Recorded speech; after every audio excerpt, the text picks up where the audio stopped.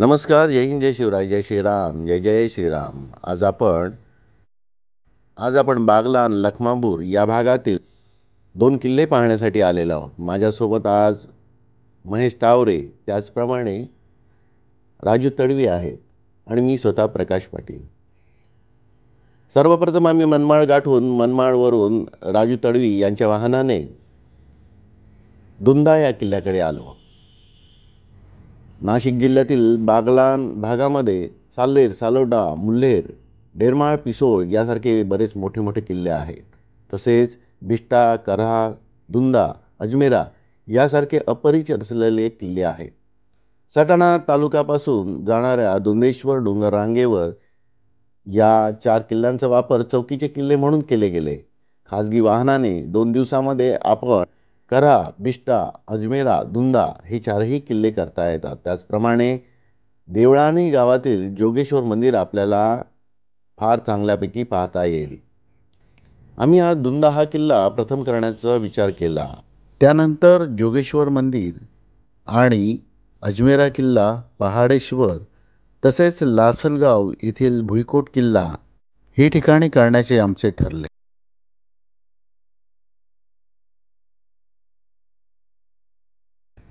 अजमेरा सौंदाणे गावातून एक रस्ता पहाडेश्वर मंदिराकडे जातो. हे अंतर 4 किलोमीटरचे आहे. पहाडेश्वर मंदिराशेजारी असलेला अजमेरा किल्ल्याचा डोंगर, पहाडेश्वर मंदिर व आजूबाजूचा प्रदेश अगदी छान आणि सुंदर आहे. या ठिकाणी पाण्याची व्यवस्था आहे. पहाडेश्वर मंदिराचे दर्शन घेऊन आपण किल्ल्याकडे जावे. पहाडेश्वर मंदिराच्या कमानीपासूनच किल्ल्यावर जाणारा मार्ग आहे. पहाडेश्वराच्या कंपाऊंडला लागूनच एक कच्चा रस्ता डोंगराला लागून पुढे जातो. या रस्त्याने चालत राहिल्यानंतर 10 मिनिटातच आपण त्रिशूळ काढलेला मोठा खडक आहे. या खडकाला माऊली म्हणून ओळखले जाते. डाव्या बाजूला एक खडक आहे, त्याला म्हसोबा खडक असे म्हटलं जातं. त्याच्या अर्ध्या उंचीवर गुहा आहे, त्यात आदिवासींचा डोंगर देव आहे. डाव्या बाजूला अजमेरा किल्ल्याचा डोंगर आणि उजव्या बाजूला डोंगर देवाचा डोंगर. यामधूनच पायवाट झाडामध्ये जाते. या झाडापासून 10 मिनिटे चालल्यानंतर 2 डोंगरांच्या घळीतून डोंगरावर चढण्यास सुरुवात करावी. अंदाजे अर्धा ते पाऊण तासातच आपण किल्ल्याच्या उद्ध्वस्त प्रवेशद्वारापाशी पोहोचतो. या ठिकाणी उजव्या बाजूला तसेच तटबंदीचे अवशेष आपल्याला पाहावयास मिळतात. गडावर प्रवेश केल्यानंतर प्रशस्त असा गडमाथा दिसतो. त्या ठिकाणी उंचावर झेंडा लावलेला दिसतो. झेंड्याच्या दिशेने आपण चालत केल्यानंतर उजव्या बाजूला एक उंचवटा दिसतो. या ठिकाणी उद्ध्वस्त वास्तूचे काही अवशेष पाहावयास मिळतील. या ठिकाणी महादेवाचे जुने मंदिर आहे. त्याच ठिकाणी नंदी आणि शिवलिंग आहे. महादेवाचे दर्शन घेऊन पुढे आपण तलावाच्या दिशेने जावे. येथील तलाव सध्या बुजलेला आहे किंवा त्यात पाणी नाही. डाव्या बाजूने आणखीन 2 पाण्याची टाकी आहेत. यातील एक टाके हे बुजलेले आहे व दुसरे पाण्याने भरलेले आहे. पाणी पिण्यायोग्य नाही, त्यामुळे ते पिऊ नये.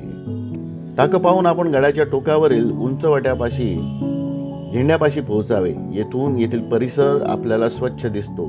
करहा, बिष्टा हे किल्ले आपल्याला सहज पाहावयास मिळतात. तसेच दुंदा हा किल्ला देखील आपल्याला दिसतो. गडमाथा फिरण्यासाठी आपल्याला अर्धा तास लागतो. हा किल्ला पाहण्यासाठी आपल्याला मुंबईपासून नाशिक मार्गे सटाणा गाठावे. सटाणापासून 8 किलोमीटर अंतरावर अजमेरा सौंदाणे हे गाव आहे. अजमेरा सौंदाणापासून रस्ता पहाडेश्वर मंदिराकडे जातो. येथून 4 किलोमीटर अंतरावर पहाडेश्वर मंदिर व अजमेरा किल्ल्याचा पायथा आहे. आम्ही हा किल्ला पाहण्यासाठी मनमाड या स्टेशनपासून राजू तडवी यांच्या वाहनाने हा किल्ला गाठला होता. मुंबईपासून मनमाड हे 4 तासाचे अंतर आहे व तेथून केलेली गाडी आपल्याला 1 ते सव्वा तासामध्ये किल्ल्या पायथ्याशी पोहोचवते. तर मित्रांनो, हे किल्ले पाहण्यासाठी आपण जरूर भेट द्या. आपले गड किल्ले, आपल्या ऐतिहासिक वास्तू, देवालये यांचं रक्षण आणि संरक्षण करण्याची जबाबदारी आपण सर्वांवर आहे. या ठिकाणी कोणत्याही प्रकारचा केरकचरा आपण करू नये. त्याचप्रमाणे अशा पवित्र ठिकाणी आपण कोणत्याही प्रकारची अवहेलना होईल असे कार्य आपल्याकडून घडू देऊ नये. याची आपण दक्षता घेऊया. जय हिंद, जय शिवराय, जय श्रीराम, जय जय श्रीराम. हे हिंदवी स्वराज्य व्हावे हेतो श्रींची इच्छा.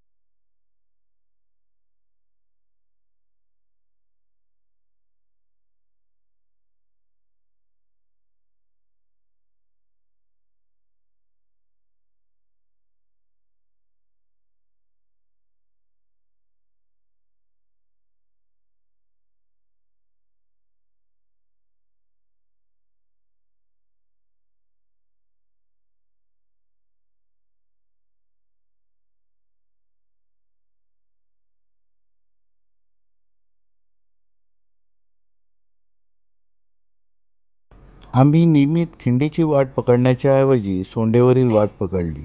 ही वाट जरा वळूनच आणि दूरची आहे. या वाटेवर घसारा देखील भरपूर आहे. एखादी वाट जास्तीची आहे ती पाहून घ्यावी हा त्यामागचा उद्देश होता.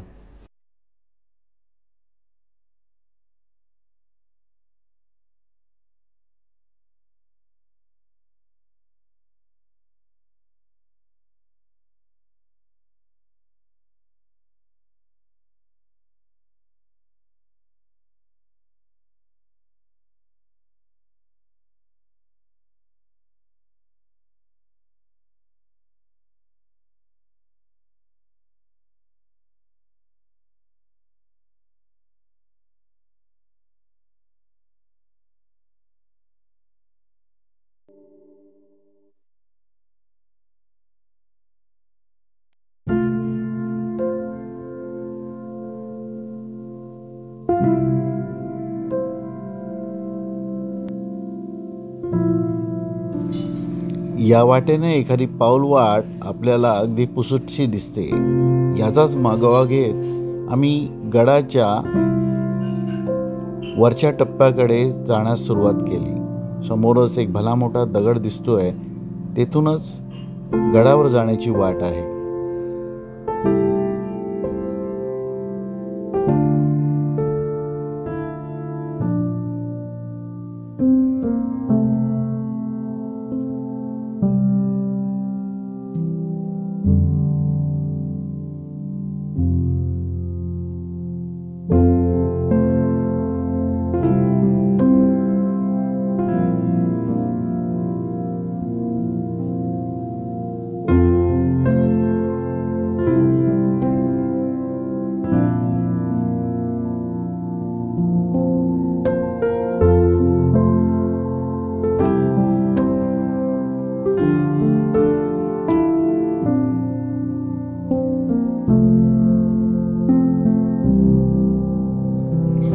गड माथ्यावर येण्यासाठी हाच तो मार्ग, जो सोंडेवरून पुढे मोठ्या दगडाच्या खोबणीतून वरपर्यंत येतो.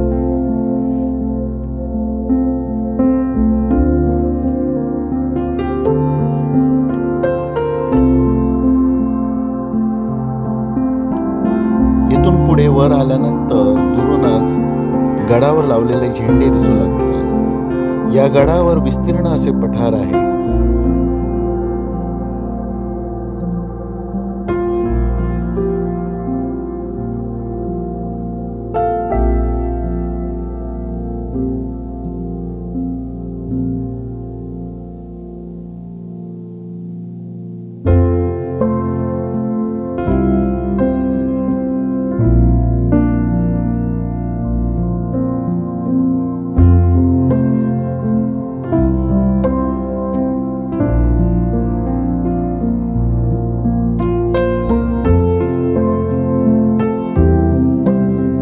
या वाटेवर इतस्ततः पसरलेले दगड म्हणजे पूर्वीचे बांधकामाच्या वास्तू असाव्यात असे लक्षात येते.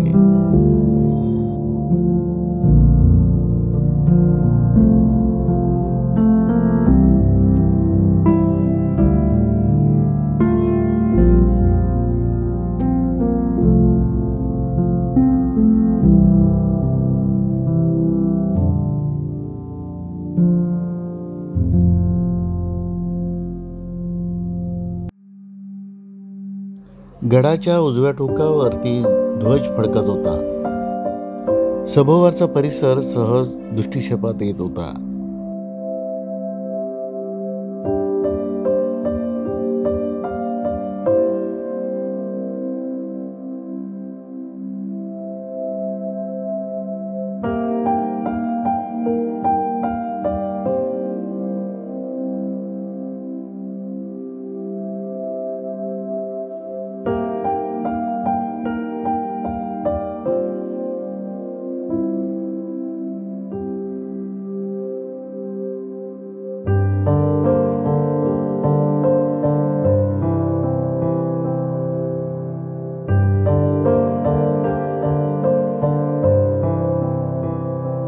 या ठिकाणी देखील आपल्याला काही वास्तूंचे अवशेष पाहायला मिळत आहेत.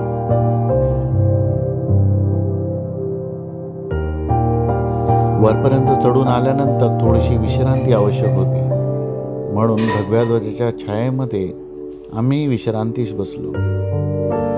सोबत आणलेले खाद्यपदार्थ गडावर येऊन खाण्यात काही वेगळीच मजा होती.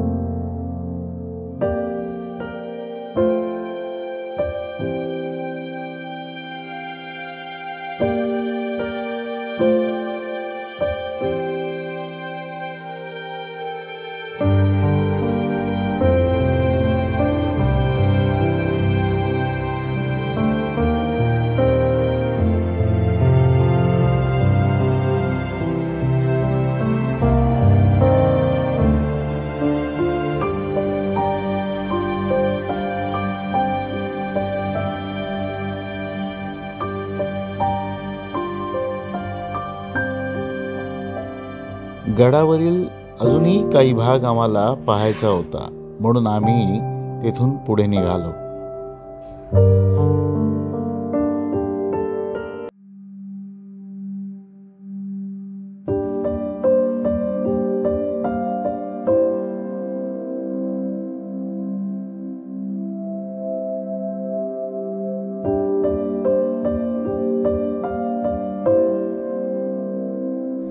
गडाच्या या टोकावर देखील कातळामध्ये कोरलेले काही खड्डे आहेत. या ठिकाणी असे कळते की इथे खांब रोवून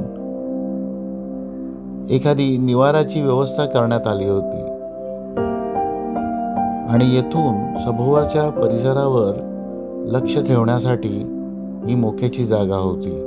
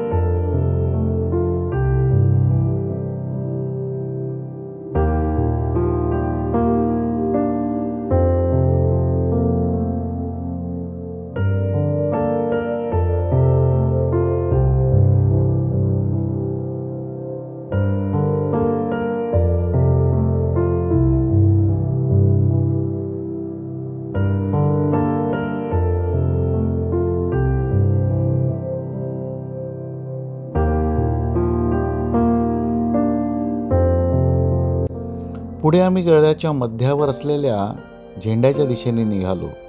या ठिकाणी वास्तूंचे काही अवशेष तसेच इतस्ततः पसरलेले दगड आपल्याला पाहायला मिळत आहे.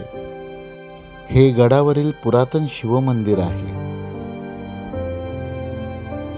या ठिकाणी नंदी आणि महादेवाची पिंड आपल्याला पाहायला मिळत आहे. येथील निर्जन आणि निवांत परिसरामध्ये महादेवाचे साक्षात दर्शन आपल्याला केवळ सुचते हर हर महादेव, हर हर महादेव, ओम नमः शिवाय, ओम नमः शिवाय.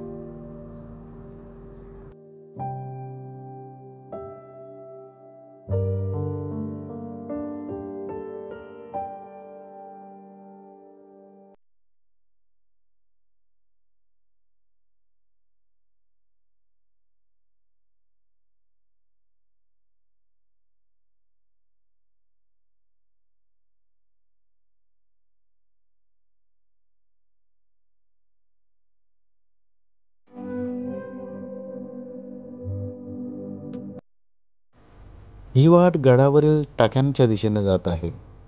या ठिकाणी पाण्याचे भले मोठे टाके आपल्याला पाहावयास मिळत आहे. एक टाके हे शेवाळीने भरलेले आहे तर दुसरे पाण्याने भरलेले आहे. या पाण्यामध्ये काही बेडकं आपल्याला पाहावयास मिळतील. हे पाणी पिण्यासाठी योग्य नाही, त्यामुळे येथील पाणी पिऊ नये.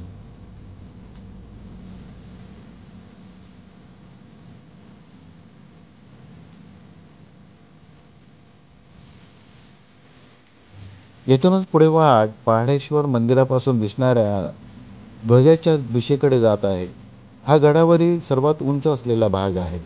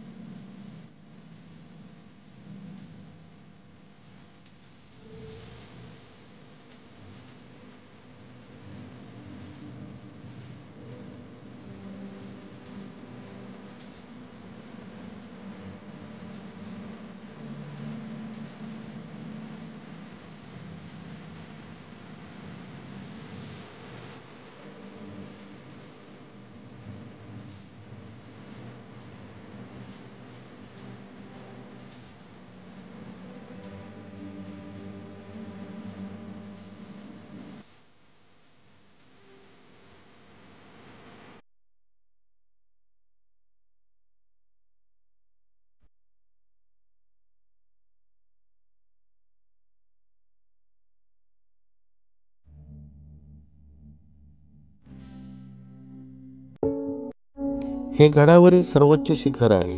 येथून संपूर्ण गड तसेच गडाच्या सभोवरचा परिसर आपल्याला सहज न्याहाळता येतोय.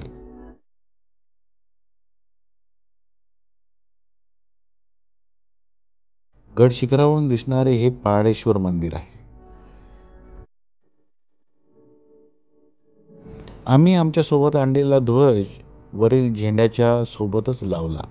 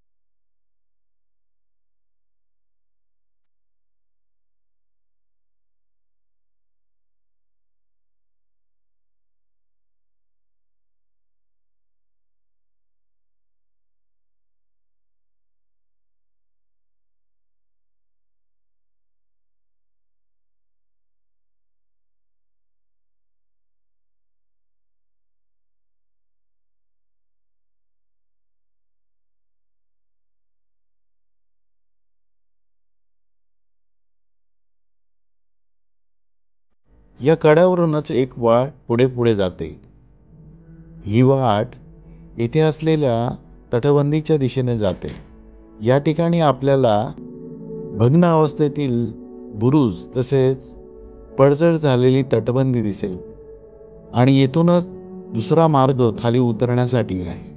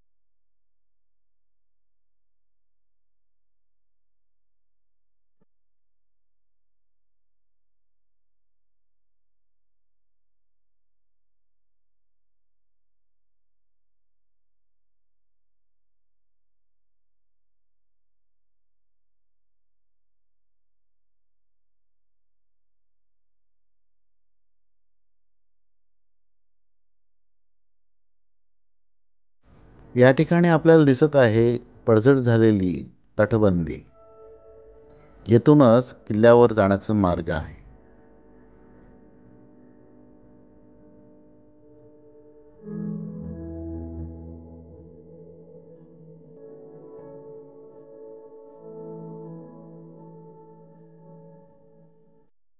ही गडावर येणारी मुख्य वाट आहे.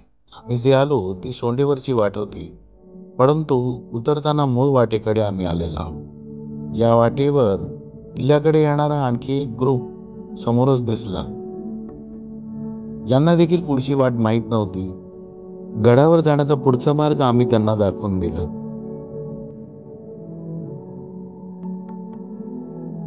हा गड चढण्यासाठी अंदाजे 1 तास लागतो आणि पाहण्यासाठी आपल्याला किमान अर्धा पाऊण तास लागतो.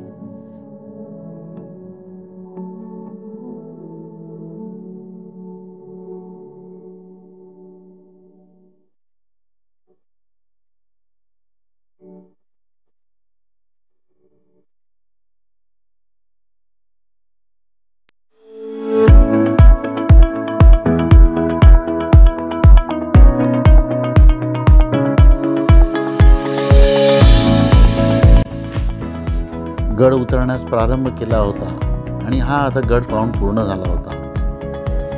पुढे आम्हाला आता लासलगावकडे जायचे होते. लासलगावचा भुईकोट किल्ला पाहायचा होता. मित्रांनो, हा किल्ला पाहण्यासाठी आपण जरूर या किल्ल्याला भेट द्या. आपले गड किल्ले आणि आपल्या पवित्र वास्तू यांचा सांभाळ आणि संरक्षण करण्याची जबाबदारी आपण सर्वांवर आहे. जय हिंद, जय शिवराय, जय श्रीराम, जय जय श्रीराम. हे हिंदवी स्वराज्य व्हावे हेतू श्रींची इच्छा.